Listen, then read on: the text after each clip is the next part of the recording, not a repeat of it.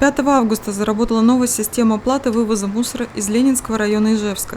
2 раза в месяц машина с кассиром будет забирать мешки с отходами у горожан.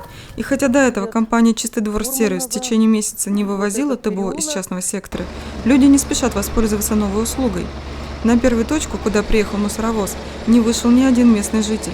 На третью пришли двое. Очень дорого. За месяц было 60 рублей. А тут за мешок 62 рублей. Я на 60 рублей 3 буханки хлеба куплю.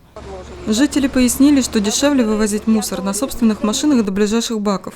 В администрации Ленинского района не считают, что цена за вывоз отходов завышена.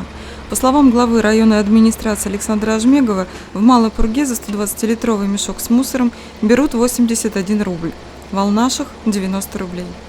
Куда вот его девать? Вот куда девать? За такую цену я не хочу выносить. По словам жителей частного сектора, есть еще одна проблема. По улице Ливаневского идут на работу и учебу и просто на вечернюю прогулку жители многоэтажных домов, которые по ходу выбрасывают пустые банки и другой мусор.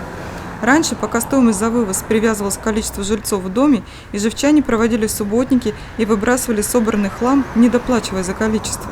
У нас дорога проходит к школе и детскому саду.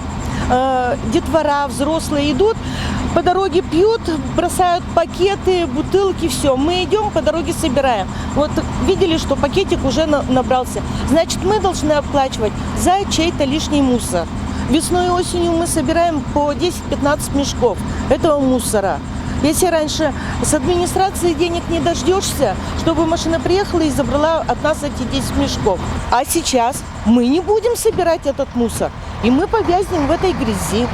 Часть населения надеется на возврат старой системы оплаты за мусор, подушевой.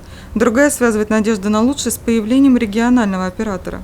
Когда будет единый оператор, вот в моем понимании, у нас мусорки можно будет устанавливать, в других местах как-то что-то. И люди будут по-другому относиться.